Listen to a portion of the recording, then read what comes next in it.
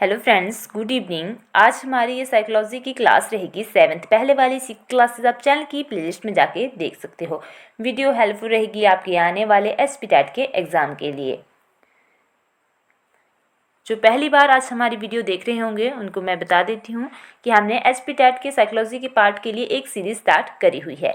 इस सीरीज़ में हम एसपीटेट के पुराने पेपरों में आए साइकोलॉजी पार्ट को डिस्कस कर रहे हैं। ये अलग अलग स्ट्रीम के पुराने पेपर रहेंगे, जैसे कि एचपीटेट आर्ट्स हो गया, JBT Shastri, medical, non medical etcetera. इस सीरीज़ में 1000 के करीब क्वेश्चन जो है वो डिस्कस किए जाएंगे। आप हमारे चैनल पे physics, chemistry, maths, GK, psychology and biology की क्लासेस जो हैं अपने आने वाले टैट के लिए देख सकते हो। तो भी मैं आपको यहाँ पे दिखा देती हूँ। तो आपने हमारे चैनल की प्लेलिस्ट पे चले जाना है, वहाँ पे क्लिक करना। आपको सारी की सारी वीडियो जो हैं वो सामने दिख जाएंगी। बॉटनी की क्लासेस रहेंगी, फिर आपको साइकोलॉजी की क्लासेस मिलेंगी,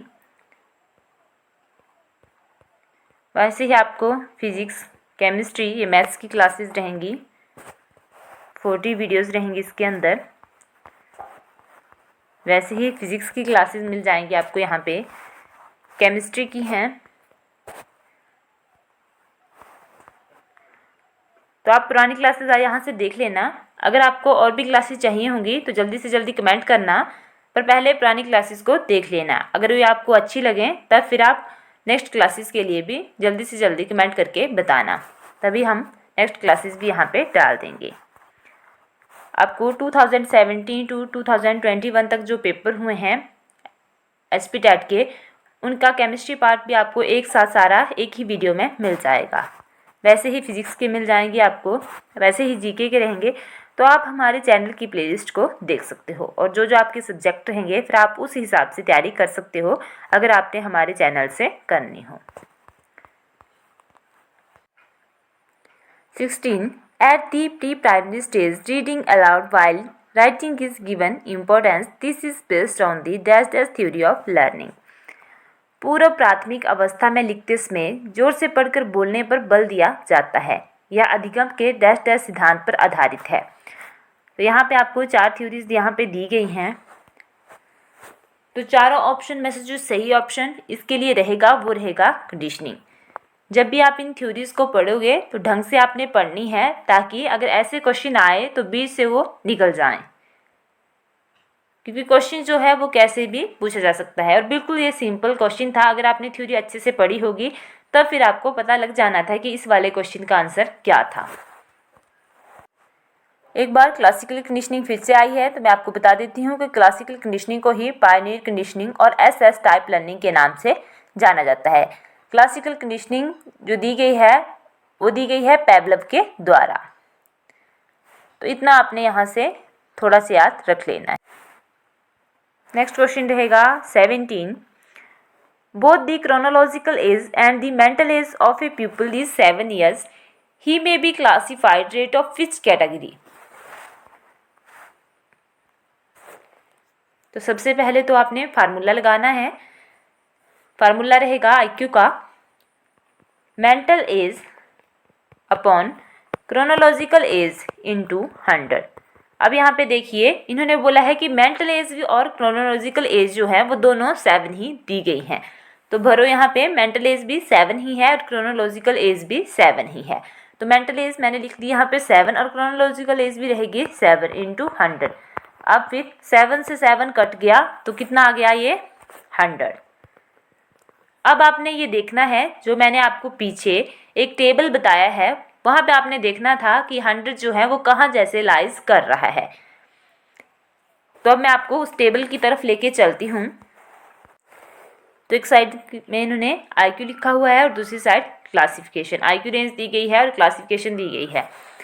तो अब 100 ढूंढना आपने कि 100 कहाँ जैसे पाया जाएगा, और इस सारे टेबल को आपने खुद याद रखना है, क्योंकि पेपरों में आपको ये दिया नहीं जाएगा। अगर आपके खुद माइंड में होगा तभी आप वहाँ पे आंसर निकाल के आओगे, क्योंकि आंसर जो है वो सीधा कैसे भी पूछा जा सकता है, वैल्यूज़ देके कैसे भी।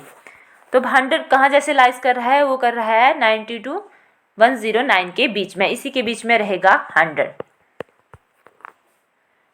तो इस रेंज में कैसे बच्चे रहते हैं तो रहते हैं नॉर्मल और एवरेज। ठीक है, तो अब हमने देखना है कि इसका सही आंसर क्या हो सकता है। ऐसे ही जैसे भी क्वेश्चन आपके पास आए, आपने पहले इसे निकाल लेना, mental as upon chronological age का फार्मूला लगा के, फिर जो निकल के आएगा वो खुद इस रेंज में आपने याद रखना है कि कहाँ जैसे ये लाइज करेगा। ठीक है, जहाँ पे ये लाई करेगा वो वाला आपने देखना है कि कौन से बच्चे अब इस रेंज में रहेंगे। तो मैंने वो आपको दो टेबल बताए थे, एक ये रहेगा और एक वैसे ही मैंने दूसरा लिख के आपको बताया था। तो इन दोनों में से ही आपके अगर पेपर में क्वेश्चन आते हैं तो वो पूरी संभावना है कि इन्हीं के बीच से बन जाएंगे, क्योंकि यहाँ से पूरे के पूरे क्वेश्चन जो है वो कवर हो जाते हैं। तो सही आंसर जो इसके लिए रहेगा वो रहेगा नॉर्मल इंटेलिजेंस। तो अभी मैंने आपको पूरा करके भी बता दिया कि कैसे जो है इसका आंसर नॉर्मल इंटेलिजेंस रह सकता है। आईक्यू को जो है वो इंटेलिजेंस क्वोशेंट कहा जाता है। ये जो फार्मूला था आईक्यू का वो विलियम स्टर्न के द्वारा दिया गया है।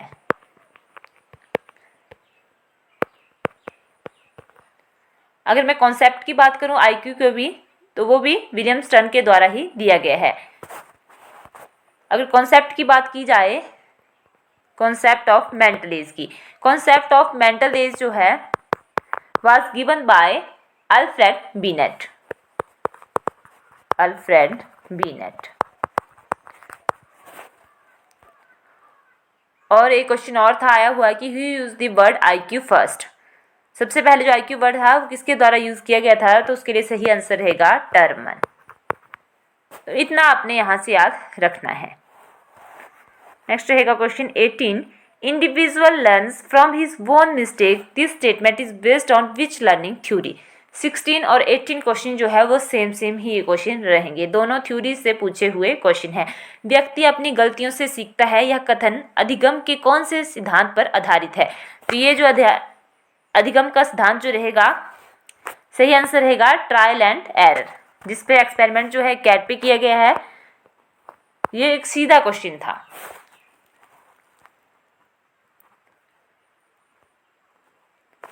बार बार गलतियां होने के बाद भी जो है इंसान अपने प्रयास पे पहुंच जाता है। अगर बार बार प्रयास किए जाएंगे तो अपने जो उसने प्राप्त करना है वहां तक वो पहुंच सकता है। तो व्यक्ति अपनी गलतियों से सीखता है, यह कथन अधिगम के कौन से सिद्धांत पर आधारित है। तो सही ऑप्शन रहेगा इसके लिए ट्रायल एंड एरर, प्रयास एवं त्रुटि। इसको तो पढ़ के ही पता लग रहा था कि कौन सा इसमें आएगा। बाकी फिर से बोल रही हूँ, जब भी थ्योरीज पढ़ोगे आप तो अच्छे से पढ़ना। मैं जब करवाऊंगी तब आपको एक एक चीज़ वहाँ पे क्लियर करवाई जाएगी और अच्छे से आपने पढ़ना है। ट्रायल एंड एरर थ्योरी जो है वो थॉर्नडाइक की है। एक सीधा क्वेश्चन रहेगा नेक्स्ट जो रहेगा ये वाला, ये सीधा ही पेपरों में ऐसे ही पूछा जाता है। Who created the concept of kindergarten. सही आंसर जो इसके लिए रहेगा वो रहेगा Froebel, option D. Next question रहेगा 92। Which of the following is a correct sequence of human development. मानव विकास के संदर्भ में इन निम्न में से कौन सा क्रम सही है। तो सबसे पहली जो स्टेज रहती है वो आती है सबसे पहले इन्फेंसी स्टेज, उसके बाद आती है फिर चाइल्डहुड, उसके बाद रहती है एडोलेसेंस और उसके बाद आती है फिर एडल्टहुड। बाकी ऑप्शन देखना आपने। तो बाकी पहले अगर मैं ऑप्शन की बात करूं तो इन्फेंसी के बाद सीधी आ जाती है एडोलेसेंस, इन्होंने लिखा हुआ है, जो कि किशोरावस्था। तो क्या किशोरावस्था दूसरे नंबर पे आ जाती है? ऐसा नहीं है, उससे पहले चाइल्डहुड भी रहेगी, फिर एडोलेसेंस आएगी, तब फिर एडल्टहुड रहती है। तो ये ऑप्शन इसका नहीं हो सकता।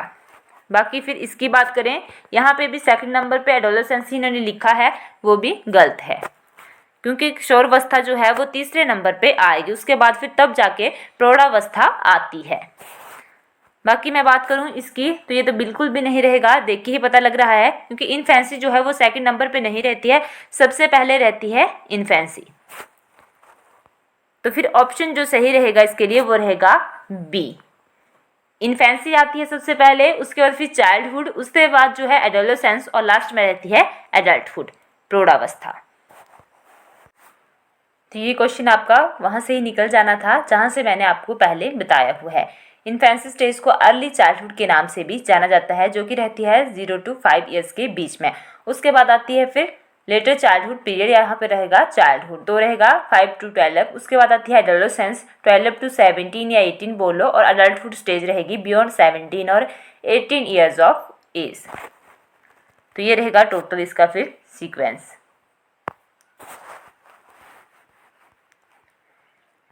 93 The greatest contribution of psychology to education is। मनोविज्ञान का शिक्षा के लिए एक महत्वपूर्ण योगदान है। Subject oriented education, teacher oriented education, activity oriented education या चाइल्ड ओरिएंटेड एजुकेशन। अगर हम चारों ऑप्शन को ध्यान से देखें तो इसके लिए सही आंसर जो रहेगा वो रहेगा बालक उन्मुख शिक्षा, option D, child oriented education. Next रहेगा 95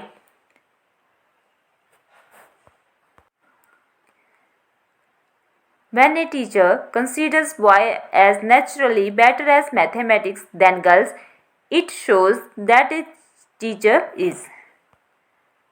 सही आंसर जो इसके लिए रहेगा वो रहेगा जेंडर बायस्ड, ऑप्शन ए। जब एक शिक्षक यह समझता है कि स्वाभाविक रूप से लड़के गणित में लड़कियों से अच्छे होते हैं, यह दर्शाता है कि अध्यापक है। तो कैसा है अध्यापक जो है वो रहेगा पक्षपाती, ऑप्शन ए, लिंग पक्षपाती। 96 A child having some problems in seeing objects, according to NCF 2005 he should be admitted in। तो ऑप्शन 4 दिए गए हैं यहाँ पे, वो रहेंगे A open school, B special school, C inclusive age school और डी रहेगा इंटीग्रेटेड स्कूल। मेरे मुंह में सीधा आ गया था इंक्लूसिव एजुकेशन। तो जब भी आप बीएड करते हो तो इंक्लूसिव जो एजुकेशन है या इंक्लूसिव स्कूल जो है वो बार बार आपको वहाँ पे देखने को मिलता है। तो अगर कोई ऐसे भी पेपर में बैठ जाए जिसने पढ़ा नहीं हो, तब भी इसका आंसर जो है वो इंसान सीधा ही बता सकता है, क्योंकि इन स्कूलों के बाकियों के आपको नाम नहीं मिलेंगे इतने ज़्यादा जितने कि आप वहाँ पे बार बार पढ़ते रहोगे इंक्लूसिव स्कूल के बारे में। तो ऑप्शन सी जो है इसके लिए सही आंसर रहेगा। 97 विच of the following factor has only the effect positive effect on learning.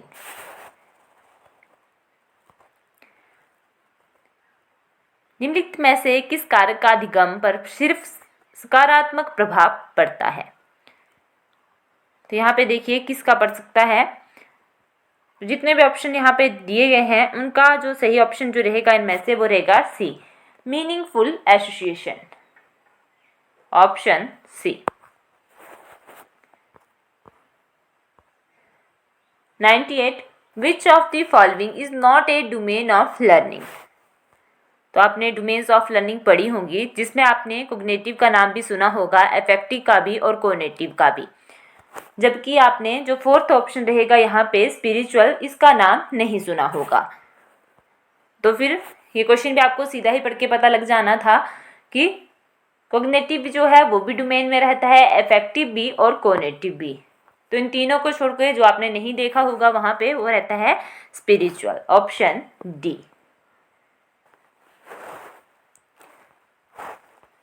Next रहेगा option 99 question, problem solving is necessary for dash dash of children.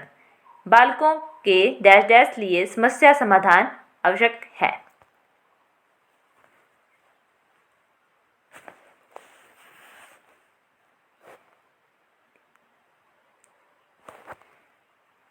तो इसके लिए सही आंसर जो रहेगा वो रहेगा इनमें से पहला ऑप्शन रहेगा creative development, B physical development, C economic development और D none of the Ds.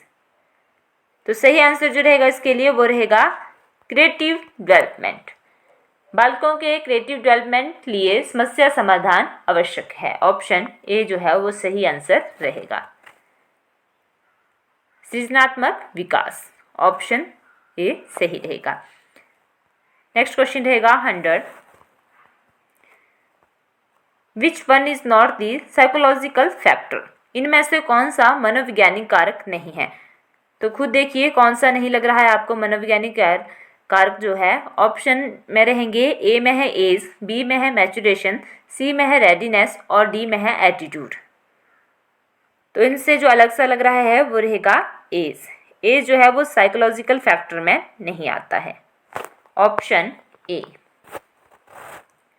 101 what type of a factor motivation is. अभिप्रेरणा किस प्रकार का एक कारक है? तो क्या ये फिजिकल है, सोशल, साइकोलॉजिकल या कल्चरल? तो सही ऑप्शन जो इसके लिए रहेगा वो रहेगा सी, साइकोलॉजिकल। तो वीडियो अच्छी लगे तो वीडियो को लाइक करें, शेयर करें और चैनल को सब्सक्राइब करना ना भूलें। Thank you.